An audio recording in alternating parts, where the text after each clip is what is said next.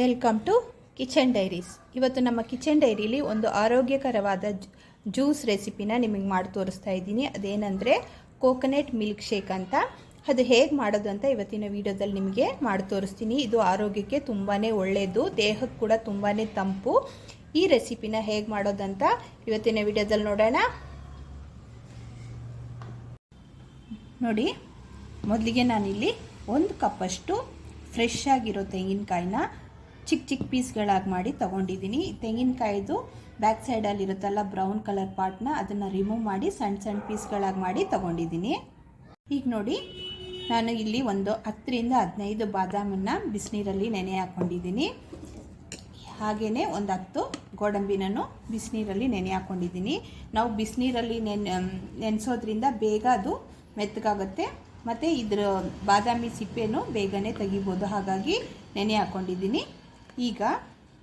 ಈಗ ಒಂದು ಜಾರ್ನ ತೊಗೊಂಡಿದ್ದೀನಿ.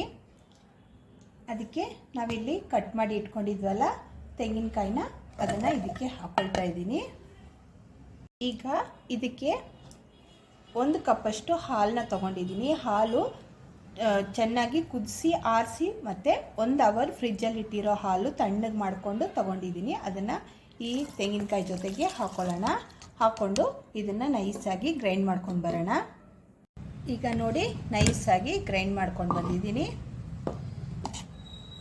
ಈಗ ಏನು ಮಾಡಬೇಕಂದ್ರೆ, ನಾನು ಇಲ್ಲೊಂದು ಬೌಲ್ ತೊಗೊಂಡಿದ್ದೀನಿ, ಇಲ್ಲೊಂದು ಚನ್ನಿ ಇಟ್ಕೊಂಡಿದ್ದೀನಿ.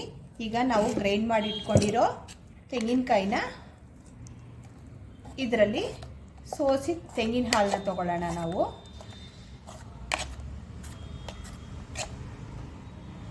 ಹೀಗೆ ಒಂದು ಸ್ಪೂನ್ ಸಹಾಯದಿಂದ ಹೀಗೆ ಪ್ರೆಸ್ ಮಾಡಿದ್ರೆ ತೆಂಗಿನಕಾಯಿ ಹಾಲೆಲ್ಲ ಬಂದ್ಬಿಡುತ್ತೆ. ನೋಡಿ, ನಾನು ಹಾಲನ್ನೆಲ್ಲ ಸೋಸ್ಕೊಂಡು ತಗೊಂಡಿದ್ದೀನಿ. ಈಗ ಏನು ಮಾಡಬೇಕಂದ್ರೆ, ಇದನ್ನು ಮತ್ತೆ ಮಿಕ್ಸಿ ಜಾರ್ಗೆ ಹಾಕೋಬೇಕಾಗತ್ತೆ.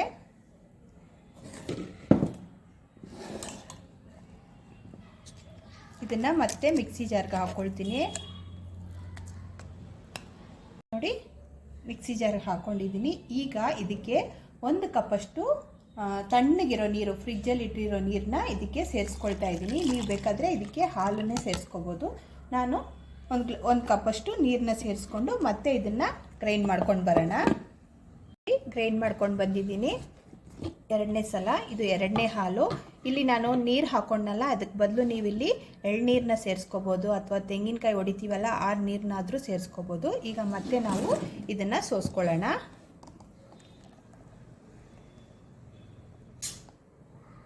ನೋಡಿ, ಹಾಲನ್ನೆಲ್ಲ ಸಪ್ರೇಟಾಗಿ ಸೋಸ್ಕೊಂಡಿದ್ದೀನಿ. ಮತ್ತು ಇದನ್ನು ಬೇಕಾದರೆ ನೀವು ಬಿಸಾಡ್ಬೋದು ಅಥವಾ ಇದನ್ನು ಸ್ವಲ್ಪ ಪ್ಯಾನಲ್ಲಿ ಹುರ್ಕೊಂಡ್ರೆ ಇದು ಕೋಕೋನಟ್, ಡೆಸಿಕೇಟೆಡ್ ಕೋಕೋನಟ್ ಥರ ಆಗ್ಬೋದು. ಅದನ್ನು ಈ ಥರ ಯೂಸ್ ಮಾಡ್ಕೋಬೋದು. ನೀವು ಬೇಡ ಅಂದರೆ ನೀವು ಇದನ್ನು ಬಿಸಾಕಿ. ಈಗ ಏನು ಮಾಡಬೇಕಂದ್ರೆ, ಈಗ ಇದು ಸೈಡಲ್ಲಿರಲಿ. ಈಗ ನಾವು ಇಲ್ಲಿ ನೆನೆ ಹಾಕಿದ್ವಲ್ಲ ಬಾದಾಮಿನ, ಇದರ ಸಿಪ್ಪೆನ ಬಿಡಿಸ್ಕೊಳ್ಳೋಣ.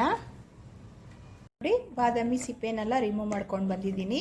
ಈಗ ಒಂದು ಸಣ್ಣ ಜಾರ್ ತೊಗೊಳ್ಳೋಣ. ಅದರಲ್ಲಿ ಬಿಡಿಸಿಟ್ಕೊಂಡಿರೋ ಬಾದಾಮಿನ ಹಾಕ್ಕೊಳ್ಳೋಣ. ಜೊತೆಗೆ ಇಲ್ಲಿ ನೆನೆ ಹಾಕ್ಕೊಂಡಿದ್ವಲ್ಲ ಗೋಡಂಬಿನ, ಅದನ್ನು ಇದ್ರ ಜೊತೆಗೆ ಹಾಕ್ಕೊಳ್ಳೋಣ. ಮತ್ತು ಇದಕ್ಕೆ ಫ್ಲೇವರ್ಗೋಸ್ಕರ ನಾನಿಲ್ಲಿ 3 ಏಲಕ್ಕಿನ ಇದಕ್ಕೆ ಹಾಕ್ಕೊಳ್ತಾ ಇದ್ದೀನಿ. ಇಷ್ಟನ್ನು ಹಾಕ್ಕೊಂಡು ಸ್ವಲ್ಪ ನೀರನ್ನ ಸೇರಿಸ್ಕೊಂಡು ಇದನ್ನು ಒಂದು ಪೇಸ್ಟಾಗಿ ಮಾಡ್ಕೊಂಡು ಬರೋಣ. ನೋಡಿ, ನೈಸಾಗಿ ಗ್ರೈಂಡ್ ಮಾಡ್ಕೊಂಡು ಬಂದಿದ್ದೀನಿ. ಈಗ ಏನು ಮಾಡಬೇಕಂದ್ರೆ, ಇಲ್ಲೊಂದು ದೊಡ್ಡ ಜಾರ್ ತೊಗೊಂಡಿದ್ದೀನಿ. ಈ ಜಾರ್ಗೆ ನಾವು ಗ್ರೈಂಡ್ ಮಾಡಿಕೊಂಡಿರೋ ಪೇಸ್ಟ್ನ ಹಾಕ್ಕೊಳ್ಳೋಣ.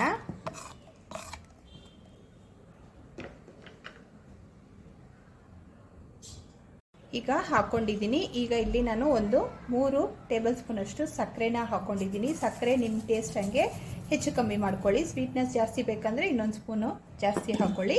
ಮತ್ತು ನಾನಿಲ್ಲಿ ಸೋಸಿ ಇಟ್ಕೊಂಡಿದ್ನಲ್ಲ ತೆಂಗಿನ ಹಾಲು, ಇದನ್ನು ನಾನು ಅರ್ಧ ಅವರು ಫ್ರಿಜ್ಜಲ್ಲಿ ಇಟ್ಟಿದ್ದೆ. ನೀವೇನಾದರೂ ತಣ್ಣಗೆ ಬೇಕಂದರೆ ಫ್ರಿಜ್ಜಲ್ಲಿ ಇಡಿ, ಇಲ್ಲ ಅಂದರೆ ಹಾಗೇನೂ ನಡೆಯುತ್ತೆ. ಈಗ ಇದನ್ನು ಈ ಜಾರ್ಗೆ ಹಾಕ್ಕೊಂಡು ಒಂದು ಸಲ ಗ್ರೈಂಡ್ ಮಾಡ್ಕೊಂಡು ಬರೋಣ. ನೋಡಿ, ಈಗ ಗ್ರೈಂಡ್ ಮಾಡ್ಕೊಂಡು ಬಂದಿದ್ದೀನಿ. ಈಗ ಕೋಕೋನಟ್ ಮಿಲ್ಕ್ ಶೇಕ್ ರೆಡಿಯಾಗಿದೆ. ಈಗ ಇದನ್ನು ನಾನು ಗ್ಲಾಸ್ಗೆ ಸರ್ವ್ ಮಾಡ್ಕೊಳ್ತೀನಿ.